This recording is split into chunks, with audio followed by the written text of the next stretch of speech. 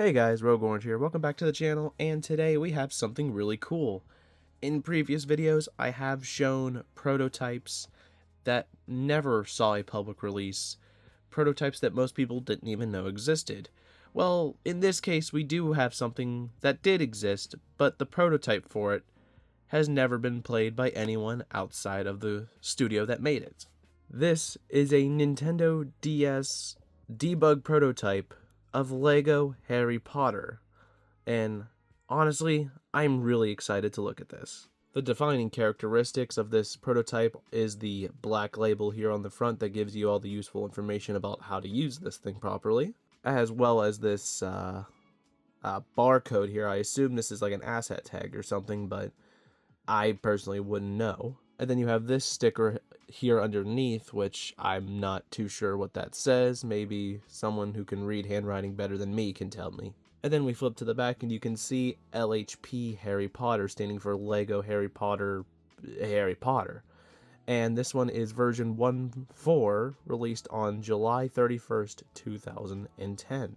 Now this cartridge, other than this residue here on the bottom that I'm not sure what it is, otherwise this is in really good condition. The asset sticker obviously has seen better days, but you know, we're not going for looks here, we're going for function. And since I'm not a complete caveman with technology, we are going to dump this and put it on an emulator so that we can experience it in crisp, high quality, and just see what this game's about. To do that, we are going to need a modded 2DS. And of course, this modded 2DS is going to need a program called Godmo 9. This allows you to dump cartridges and basically make digital preservations of your game collection. And in this case, it's going to help us dump this cartridge for the first time. Alright, so the first step is we're going to hold the power button and the start button at the same time while the system is off in order to open up the Godmo 9 menu. And you see it starts right up. It's really fast. Now the next step is to take our cartridge and plug it into the cartridge slot, and right away you're going to see the, well, let me zoom in the camera here, you're going to see the number there, the unique number that this cartridge has, or at least the ROM has anyway. And as you see here, we have the NDS files, we have the save file, the trim file, and the text file. Now, the only ones we really need to worry about are the NDS, the save, and the text files. That's the only thing we're really worried about here.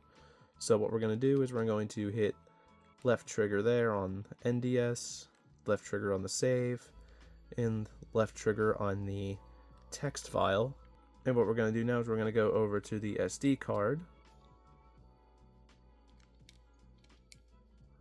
And we're going to GM9, GM9 out, and we're going to paste the files. Alright, and this is going to take a little bit of time to do, so I'll be with you in a moment. Yes, I know the screen is dirty, don't worry about it.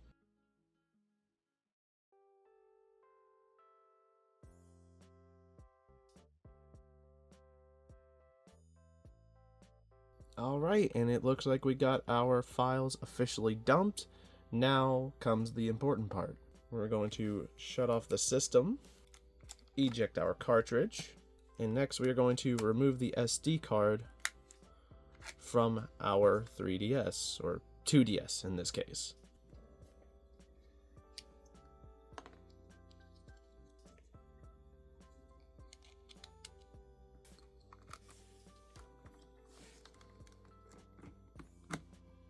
Alright, SD card's reading, we're good to go. Alright, now that we have the SD card plugged into our computer, you're going to see that it's going to come up with all of our files in folders. And the first step we're going to do actually is we are going to right click on our desktop and create a new folder, and we're going to call this Lego HP. Ignore that I just misspelled Lego, a 4-letter word. Anyways, alright, we got our folder here. Now we're going to head to the GM9 folder, and we're going to go to GM9 out, and we're going to scroll until we find our files. And would you look at that? Look how easy that was. Lego HP, the NDS file, the save file, and the text file. So we're just going to grab all of those, and copy them to our new designated folder. And it should take a few seconds here. All right, and there we go. We have all of our files in the Lego HP folder. This prototype has been officially dumped for the first time in its life. And yes, this game will be released on some platform, whether through Codebound or myself, whichever one is more convenient for me. So anyways, let's connect a controller, open up a DS emulator, and let's get playing. Oh, and before we do that, do not forget to eject your storage devices. Rather be safe than sorry. All right, and we are opening up our ROM for the first time. This is using the Melon DS emulator, and you see looks pretty close. Looks pretty close to final. I was told this was a debug version, so we're going to try and see if we can activate the debug menus here at some point. And I know the controller on screen is an Xbox 360 controller. I promise you I'm using a Nintendo Switch wired controller. Alright, and as we get into the menu, looks fairly normal.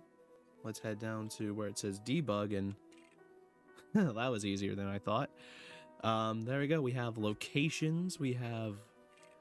Oh, okay, so we got... I don't know anything about Harry Potter, mind you. We got some years, which I guess are the different locations, and then you have the room of requirement. Level customization? Huh. Page 1 of 5. Wait, what did I just do? What did I just do? Okay, I see. Game is not running great on my emulator, I'll be honest. It's very much slowed down. The audio is not doing so great, but that seems to be pretty cool. But oh wait, can we show debug? Oh shoot. Okay, so we have to use my the mouse to use like the touchscreen function. And oh, that's so cool. It's got the XYZ coordinates, it's got the scene, story stage, and it's got these little bars on the right side, and there's even like a frame rate counter down at the bottom, which that's cool. All right, let's continue. And I'm just telling you right now, my computer is struggling to handle this. I have a potato that runs my entire YouTube channel. Let me pause the lagging audio for a second. Why is it that the Agent Hugo prototype, the game that never even released, played better on my computer and looked better on my computer? I'm just curious. Not saying this is a bad game. I'm just saying that this game does not run well on my computer. And Agent Hugo used full-on 3D graphics. This uses the same method they used to make Donkey Kong in the 90s, where they used like 3D renderings and made them 2D. Like that's what we're dealing with here. So is this not optimized? Okay, well, we can quit out of the game here and explore some of the more debug options. Now see, the main menu is a solid 60 frames. It's just when we get into the game that it starts, lagging quite a bit. But let's go to debug and see what else we have option. Character customization, test levels, cheats, debug info. Let's take a look at that. Show debug on. Oh, okay, so it's just the same setting we saw earlier, but just in a different place. Okay, what about cheats? All characters on, all levels on, all extras on, all mini kits. Now let's turn that on. All spells, we'll turn that on too. Loads of money, turn that on. Boy, if that only worked in real life. And all abilities, let's turn that on too, because why not? And then there's test levels. Alright, let's go to... Oh.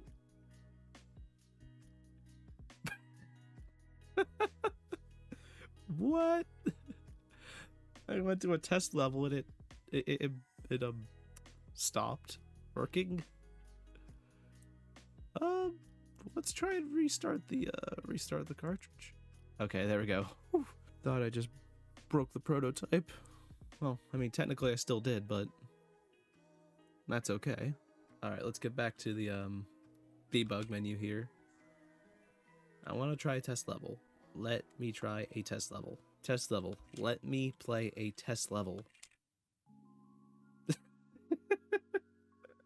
Okay, it does not want me playing any test levels. Let's try something else. Let's see bonus. Minigame, Triwizard, and the Forbidden Corridor. Let's... Ah, okay, so it'll let me play this. Oh, so it'll let me play this, but it won't let me play the other thing. Oh, snap. I can't read. There's an oncoming... Okay. If I stray too far away from the dragon... Oh! What was that error up on the top screen? Ooh. Yeah, it's okay, so we have to dodge the chimneys, but we can't get too far away from the dragon, I think. I think that's what happens. Ooh. Dude, this is low-key kind of awesome. I really think. Oh, uh-oh. Oh, I'm gonna have fireballs. Hand-eye coordination's not what it was before, and then I just hit a chimney. Yeah, I'm not making it. Yep. I hate that I have the debug options on because I can't read any of the text box on the bottom. Like, it's trying to give me helpful tips, and here I am just saying how cool that information is. And that's game over, at least for that mini game. But yeah, I just think this is a super awesome prototype. There's so much to explore on here that I have yet to go through on this video, and I won't go through on this video. I'll leave that for you guys. No matter what it is, if it's an unreleased debug prototype, I'm all for it, honestly, and having it in my collection is super cool. I'm not going to be announcing a release in this video because I haven't released it yet, but I'm going to work on getting it released sometime soon. I'm not going to hold it for as long as I did last time, which was a huge mistake. I'm a man of my word. It is going to get released, and whether it is through me or through an official publication. Anyways, that's going to do it for this video on the LEGO Harry Potter debug prototype. If you guys enjoyed this video, be sure to leave a like on the video. If you want to subscribe and see more videos like this, then please do so. Check my channel page. Every so often I post polls about what videos you guys want to see, as well as some background stuff. Shout out to Poggers, the sponsor of my page. Using the code word orange or using the link in the description will save you 10% on your Poggers order. Anyways, my name's Woodrow Orange, and I'll catch you next time. Peace.